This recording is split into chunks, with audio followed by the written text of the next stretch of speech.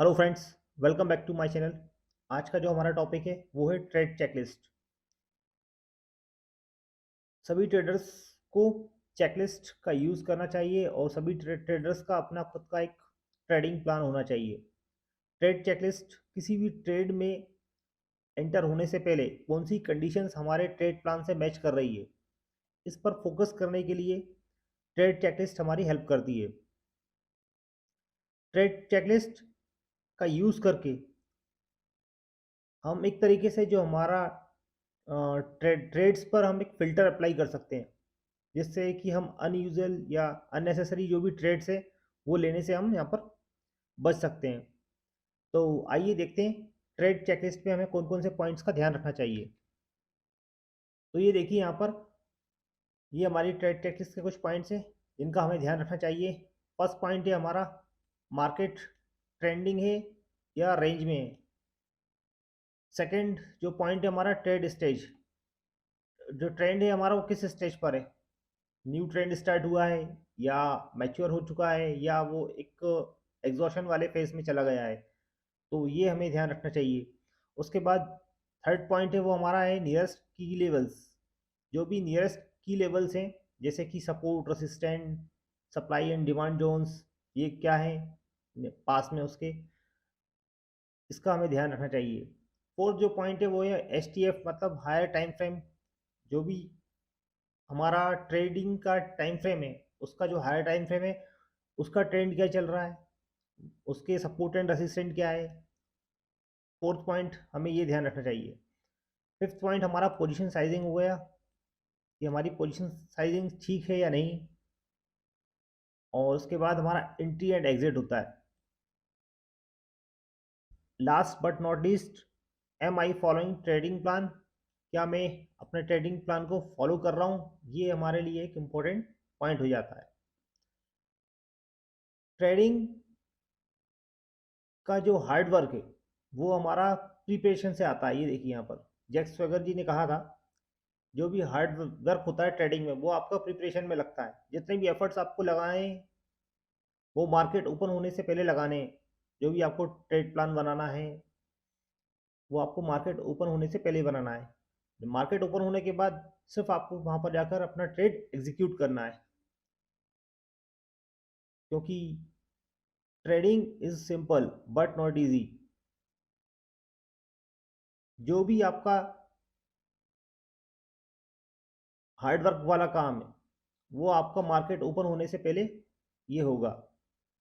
Market open होने के बाद सीधे आपको जाकर सीधे अपने ट्रेड प्लान के अकॉर्डिंग ऑर्डर एग्जीक्यूट करने, सेल्स या बाय, जो भी आपने ट्रेड प्लान में अपना बनाया हुआ है उसके अकॉर्डिंग।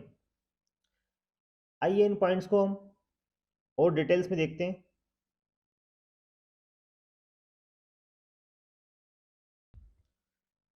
ट्रेंड के डायरेक्शन में ट्रेड लेने से जो हमारी ट्रेड की प्रोबेबिलिटी है वो हाई होती है।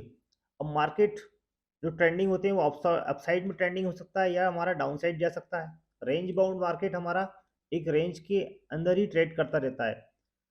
अब ट्रेंडिंग मार्केट सही है या रेंज मार्केट सही है, ये इस बात पर डिपेंड करता है कि आप किस टाइप के ट्रेडर हैं। मान लीजिए आप डायरेक्शनल ट्रेडर हैं तो आपको इस टाइप के मार्केट से बचकर रहना चाहिए, और यदि आप नॉन डायरेक्शनल ट्रेडर हैं तो आपको इस टाइप के मार्केट से बचना चाहिए। तो trading is a zero sum game. यहाँ पर मान लीजिए आप डायरेक्शनल ट्रेडर हैं तो आपके लिए ट्रेंडिंग मार्केट बहुत अच्छा है और आपका यहाँ पर ड्रॉ डाउन फेज आने वाला है यहाँ पर।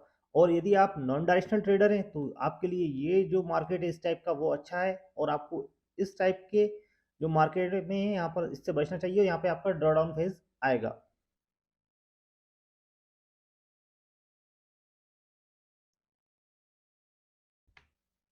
ये देखिए यहाँ पर ये हमारा एक ट्रेंडिंग मार्केट है। ट्रेंडिंग मार्केट को आप किसी भी जैसे ट्रेंड लाइंस की हेल्प से देख सकते हैं, पहचान सकते हैं, या यहाँ पर आप कोई सुपर ट्रेंड अप्लाई कर सकते हैं, या यहाँ पर हमारा कोई मूविंग एवरेज यहाँ पर प्लॉट कर सकते हैं इस टाइप से।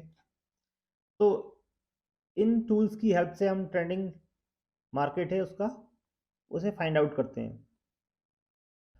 उसके बाद ये होता है हमारा रेंज मार्केट। ये देखिए यहाँ पर ये मार्केट एक ही रेंज में ट्रेड कर रहा, तो इस टाइप के जो मार्केट होते हैं वो हमारा रेंजिंग मार्केट कहलाते हैं।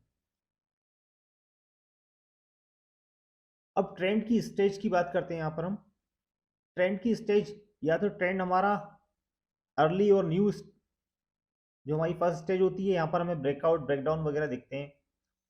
जैसे मान लीजिए मार्केट किसी एक ट्रेंड से, जैसे मान लीजिए डाउन ट्रेंड में चल रहा है यहाँ पर, और यहाँ पर हमें कुछ सिग्नल्स मिले और यहाँ पर हमें हायर हाई और हायर लो शिफ्ट होते हुए दिखाई दिए, और इस यहाँ पर कहीं हमें ट्रेंड लाइन का ब्रेकआउट वगैरह भी मिलता है, तो यहाँ पर जो ट्रेडर्स इंटर होते हैं वो हमारा होता है यहाँ पर एक अर्ली ट्रेंड या न्यू ट्रेंड बोलते हैं इसे।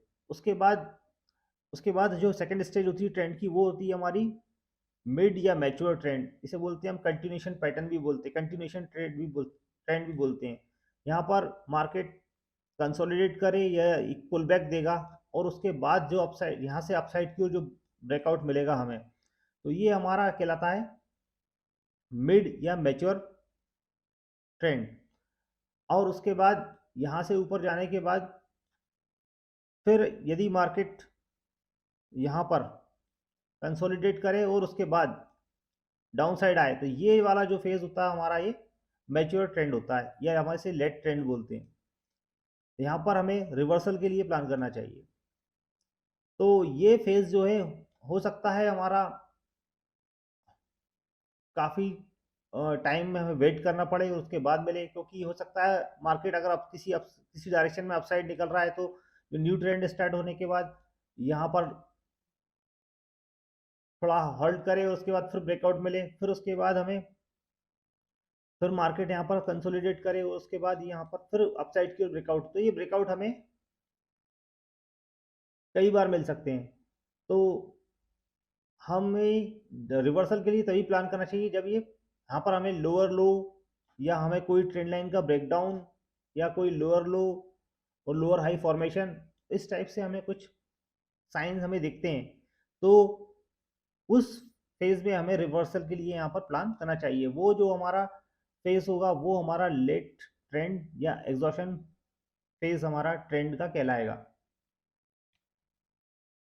यहाँ ये देखिए, यहाँ पर मार्केट, ये हमारा बैंक निफ्टी का चार्ट है, और यहाँ पर एक हमें हायर, ये देखिए ये हमारा अभी तक मार्केट यहाँ से मार्केट फॉल हो रहा था हमारा।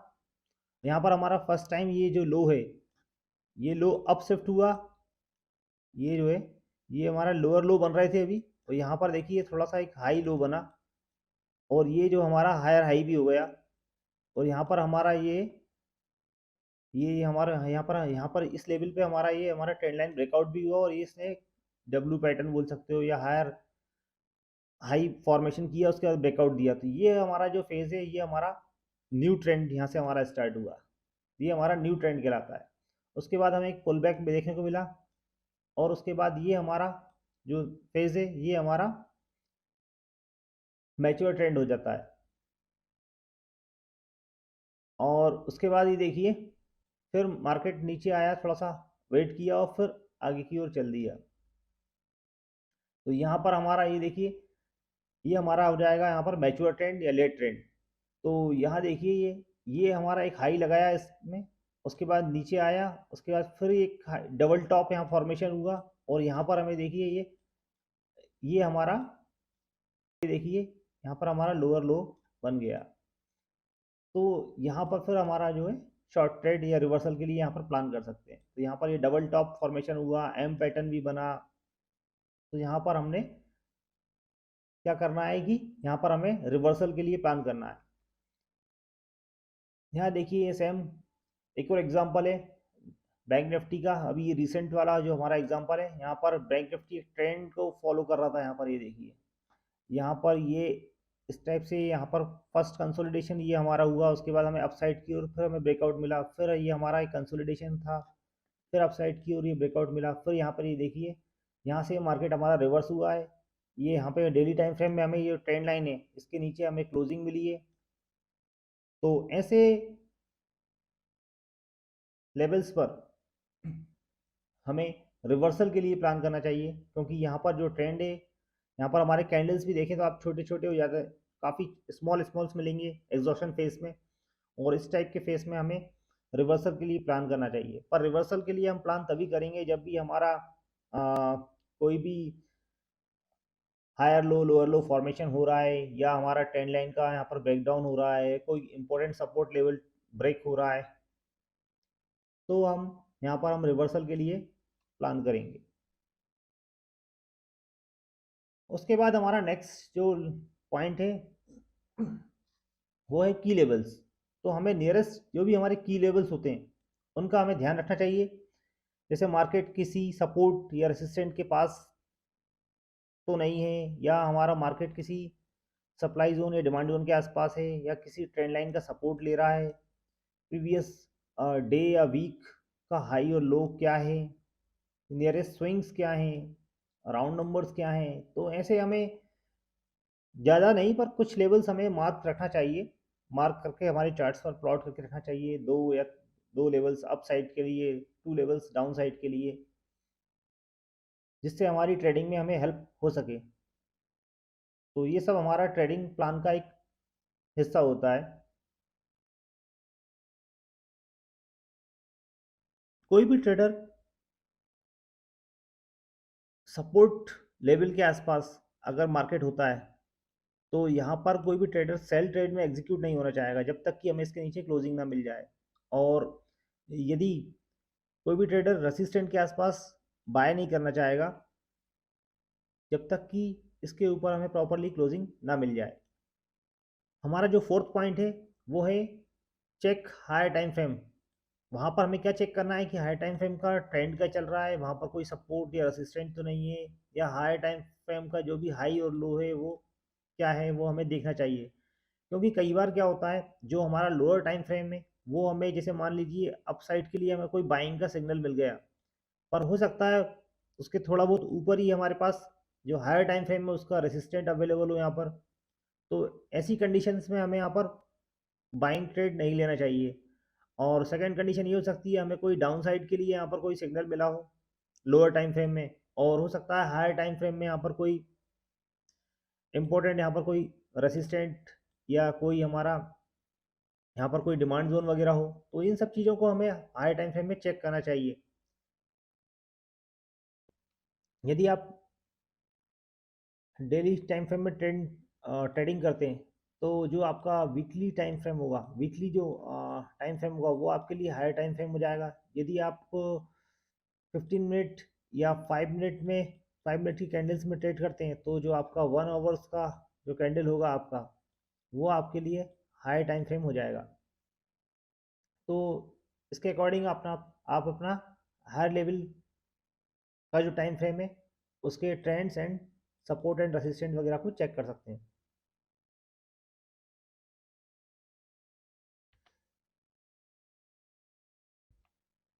उसके बाद जो हमारा नेक्स्ट पॉइंट होता है वो ये है कि capital risk management and position sizing. कि हम ट्रेड को लेने किसी सिंगल ट्रेड को लेने के लिए हम कितना अमाउंट का रिस्क ले रहे हैं, तो और क्या हमारी पोजीशन साइजिंग है। तो ये हमारा अभी नेक्स्ट पॉइंट होता है। ट्रेडिंग इज़ रिस्की, और रिस्क है तो इसके ये सब कहने में ही थोड़ा सा अच्छा लगता है बस।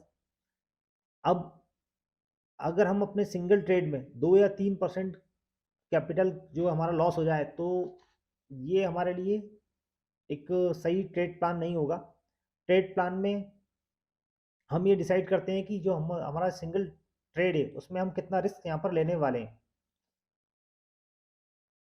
अब जैसे मान लीजिए आपके अकाउंट की वैल्यू 10 लाख रुपीज़ है, और बैंक निफ्टी में एक एक जो हमारा लॉट है, एक लॉट सेल करने में अप्रॉक्सीमेट 1.5 लाख रुपीज़ हमें देना पड़ता है।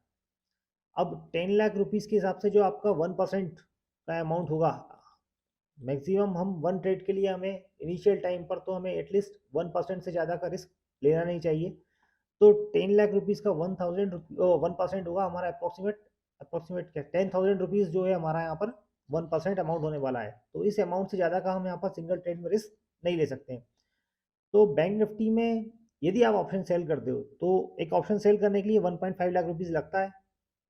और यदि आपका वन पर लॉट पर आपका अगर एस एल 50 to 60 पॉइंट होता है तो अप्रोक्सीमेट, या फिर हम रुपीज़ में बात करें तो अगर आपका जो 1500 रुपीज़ आप वन लॉट पर यहाँ पर बैंक निफ्टी में वन लॉट पर आप एस एल ले सकते हो। तो इस कंडीशन में जो आपकी पोजीशन साइजिंग क्या होने वाली है, वो होगी आपकी 1500 × 6। तो यहाँ पर आप बैंक निफ्टी के यहाँ पर नो लॉट, 6 लॉट यहाँ पर आप सेल कर सकते हो। तो आपका जो लॉस है वो 1% कैपिटल से यहाँ पर कम होगा, आपका वो लॉस हो जाएगा आपका 9000 रुपीज़। यही यदि आपका जो एस एल है ये अगर इससे डबल होता, मान लीजिए 1500 की जगह 3000 रुपीज़ पर लॉट, या आपका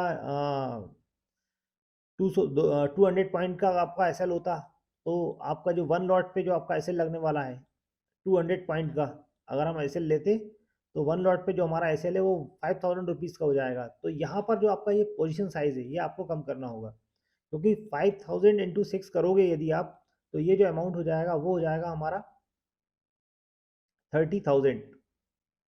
और ये जो हमारा कैपिटल है, इस कैपिटल के अकॉर्डिंग ये हमारा हो जाएगा अप्रोक्सीमेट 3%। अप्रोक्सीमेट 3% का ये हमारा यहाँ पर रिस्क हो जाएगा। तो हमें कोई भी ट्रेड लेने से पहले ये पूरा कैलकुलेशन करना चाहिए कि जो हमारा अमाउंट जो हम लॉस करने वाले हैं वो हमारा कैपिटल का 1% से ज़्यादा ना हो।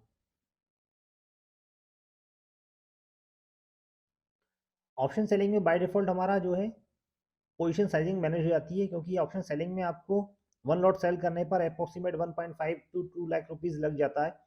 तो यहाँ पर जो आप, यदि आपके पास 10 लाख रुपीज़ है तो यहाँ पर आप 5 to 6 लॉट ही यहाँ पर सेल कर पाओगे। पर यहाँ पर जो हमारा एस एल है वो एस एल भी हमें यहाँ प्रॉपर प्रॉपर कैलकुलेट करके लेना है। यहाँ पर हमारे एस एल भी ज़्यादा बड़े नहीं होने चाहिए, जिससे कि हमारा 3, 4, 5, 2% हमारा कैपिटल का यहाँ पर ड्रॉ डाउन हो। और यदि आप ऑप्शन बाइंग करते हो तो ऑप्शन बाइंग में केवल आपको प्रीमियम्स देना पड़ता है, और उस प्रीमियम को देने के बाद आप एक लॉट वहाँ पर बाय कर पाते हो। जैसे मान लीजिए आपको प्रीमियम की कीमत 100 रुपये चल रही है, किसी बैंक निफ्टी की किसी स्ट्राइक की प्रीमियम 100 रुपये चल रही है, तो आप 2500 रुपये में एक लॉट यहाँ पर आसानी से बाय कर पाओगे। पर यहाँ पर आपका रिस्क जो है वो काफ़ी बड़ा होता है। कई बड़े ट्रेडर्स हैं जो ऑप्शन बाइंग करते हैं, पर वो अपना कैपिटल कभी भी पूरा यूज़ नहीं करते हैं। वो अपना 10% कैपिटल यूज़ करते हैं और उसी से ट्रेडिंग करते हैं। तो वो इस तरह से अपना जो पोजीशन साइजिंग है वो मैनेज करते हैं। तो हमारा जो मेन फोकस होना चाहिए कि हमारा जो रिस्क, हमारा जो कैपिटल है उसका ओनली सिंगल ट्रेड में केवल 1% ही हमारा कैपिटल का यहाँ पर ड्रॉ डाउन हो, उससे ज़्यादा का यहाँ पर हमारा ड्रॉ डाउन नहीं होना चाहिए। उसके बाद जो हमारा नेक्स्ट पॉइंट है वो है हमारा एंट्री एंड एग्जिट प्लान। तो एंट्री, किसी भी ट्रेड में एंट्री करने से पहले हमें ये देखना पड़ता है कि हमारा जो रिस्क टू रिवार्ड रेशियो है वो क्या है। मान लीजिए यदि आपका रिस्क टू रिवॉर्ड रेशियो 1:2 से कम है, तो यहाँ पर, या 1:1.5 से कम है, तो ऐसे ट्रेड को हमें प्लान नहीं करना चाहिए। कई ट्रेडर्स होते हैं जो 1:1 प्रॉफिट पर भी ट्रेड एग्जीक्यूट करते हैं, पर ऐसी कंडीशंस में उनकी जो ट्रेड के विनिंग होने की प्रोबेबिलिटी वो हाई होती है। अगर बाय डिफ़ॉल्ट, जैसे मान लीजिए आप कोई ट्रेड लेते हैं तो 50% टाइम आप उसमें, अगर आप प्रॉफिटेबल होते हैं तो 50% टाइम यदि आप उसमें लॉस लेते हैं, और यहाँ पर अगर यदि आपकी जो रिस्क टू रिवॉर्ड रेशियो है 1:2 है, तो यहाँ पर आप प्रॉफिटेबल रहेंगे।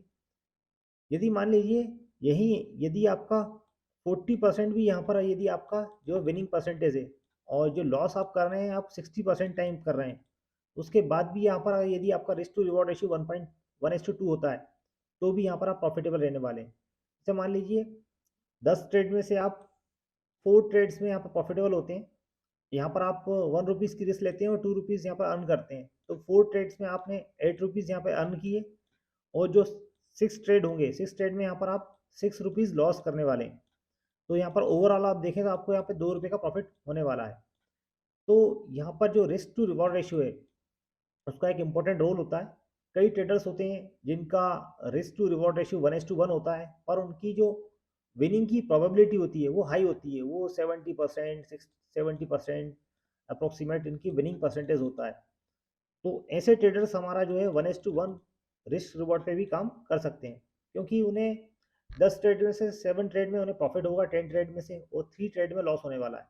तो उनका ओवरऑल जो है वो प्रॉफिटेबल ही रहने वाले हैं। कई ट्रेडर्स ऐसे होते हैं जिनका रिस्क टू रिवॉर्ड रेशियो है वो बहुत हाई होता है, 1:4, 1:5। तो ऐसे ट्रेडर्स अगर अपने मान लीजिए 10 ट्रेड में से अगर ये 2 ट्रेड भी इनके अगर प्रॉफिटेबल जाते हैं,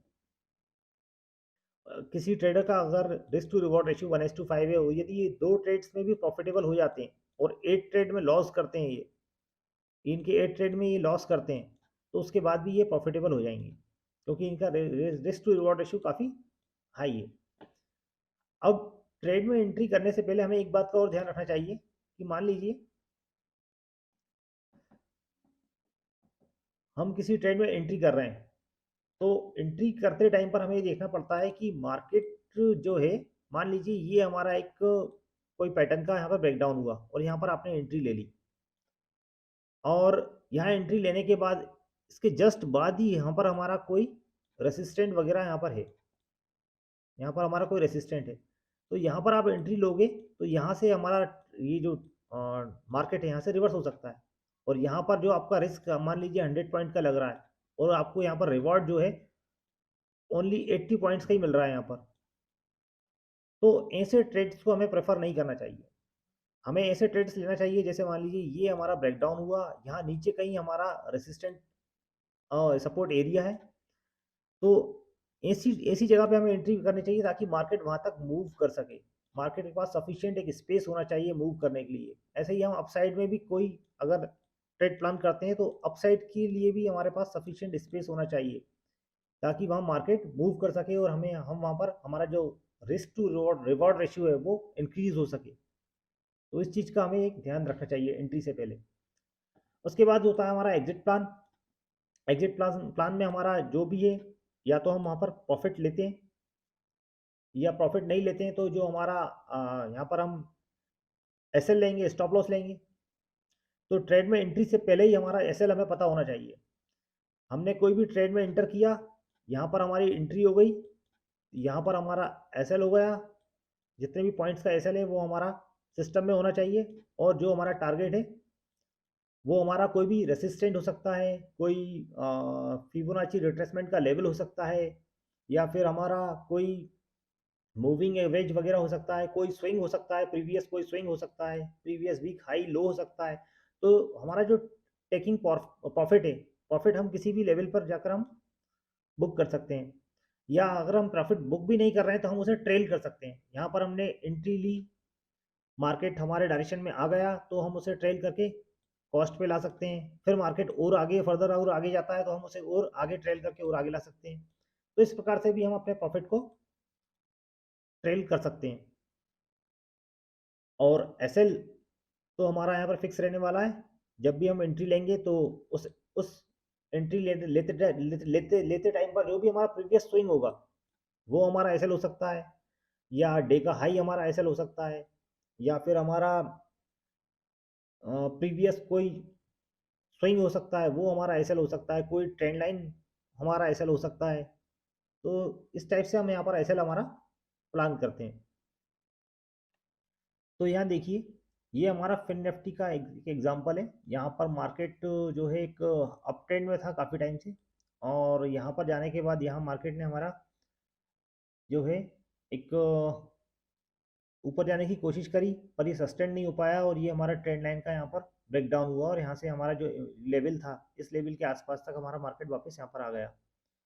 अब यहाँ पर क्या किया मार्केट ने, यहाँ जो ये लेवल है सपोर्ट लेवल है उसके आसपास नीचे से थोड़ा सा बाउंस किया, वापस ऊपर गया, फिर एक और बार ब्रेकआउट करने की कोशिश की, पर ये हमारा ब्रेक डाउन करने की कोशिश करी है, पर ये ब्रेक डाउन हो नहीं पाया, फिर ऊपर गया, फिर मार्केट हमारा गैप अप ओपन हुआ, और इस लेवल से यहाँ पर इसने ये हमारा ये लेवल है इसके नीचे फिर से क्लोजिंग की। तो यहाँ पर ये जो है हमारा एक एम पैटर्न का फॉर्मेशन भी हुआ है, ये देखिए यहाँ पर, और यहाँ पर ये देखें तो ये हमारा हायर हाई था, फिर ये हमारा यहाँ पर जो है हायर लो बनाए, और ये हमारा लोअर लो था और यहाँ पर हमें लोअर लो भी हमारा देखने को मिल गया। तो इस लेवल पर हम यहाँ पर अपना ट्रेड यहाँ पर हम एग्जीक्यूट करेंगे, और जो हमारा रिस्क टू रिवॉर्ड है वो हमारा 1:2 का यहाँ पर हो रहा है, क्योंकि जो हमारा रिवॉर्ड हमें यहाँ मिलने वाला है, ये जो हमारा गैप है, इस गैप को फिल करने के लिए यहाँ पर हमारा निफ्टी बैंक फिर निफ्टी आ सकता था। तो ये जो लेवल है ये हमारा टारगेट होगा। हमारा इसके नेक्स्ट टारगेट भी आप यहाँ पर आप डिफाइन कर सकते हो। नीचे हमारा एक गैप ये भी है और ये हमारा स्विंग्स है। इस प्रकार से हम नेक्स्ट टारगेट भी यहाँ पर हम अपना सेट कर सकते हैं। तो इस टाइप के ट्रेड्स हमें देखना चाहिए कि जो मार्केट है उसके पास इनफ स्पेस है या नहीं नीचे जाने के लिए। तो यहाँ देखिए, ये हमारा फिन निफ्टी का चार्ट है, और यहाँ पर ये जो है फिन निफ्टी ने ये एक हाई लगाया, और उसके बाद ये हमारा इसके नीचे इस लेवल के नीचे हमें क्लोजिंग मिल गई है। तो यहाँ पर अगर हम अपना शॉर्ट ट्रेड इनिशिएट करते हैं, तो जो हमारा एस एल है वो हमारा एस एल जो ये स्विंग है, इस स्विंग का हाई हो सकता है। ये जो हमारा ये स्विंग है, इस स्विंग का यहाँ हाई पे हम एस एल रख सकते हैं, या एक राउंड नंबर 19,500 के आसपास भी हम हमारा एस एल रख सकते हैं, या ये जो ट्रेंड लाइन है इसके आसपास का हम कहीं भी इसको टच करता है अपसाइड में, तो ये हमारा एस एल हो सकता है। तो इस टाइप के हम एस एल प्लान कर सकते हैं। जो हमारा टारगेट है वो हमारा जो भी गैप था प्रीवियस डे का हमारा क्लोजिंग प्राइस है उसके आसपास तक का हमारा यहाँ पर टारगेट हो सकता है। नेक्स्ट टारगेट हमारा नेक्स्ट स्विंग हो सकता है ये, और नेक्स्ट स्विंग। तो ये इस टाइप से हम हमारा एस एल एंड टारगेट यहाँ पर हम डिफाइन करते हैं।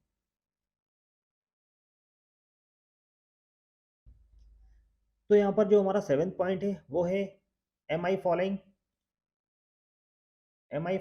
Trade plan. तो ट्रेड प्लान क्या है? एक रोड मैप है। इसमें रोड मैप की तरह होता है। इसमें हमारा किस प्रकार से हमें ट्रेड करना है, या फिर हमें ऐसे कौन से ट्रेड्स है जो नहीं करना है जिसके लिए हमने कोई प्लानिंग नहीं की है। एक जो बेसिक ट्रेड प्लान होता है उसमें हमारा जो एंट्री एंड एग्जिट के यहाँ पर रूल्स होते हैं, उसमें हमारा रिस्क मैनेजमेंट होता है, और पोजीशन साइजिंग क्या होनी चाहिए, ये सब हमारा ट्रेड प्लान के अंदर आता है।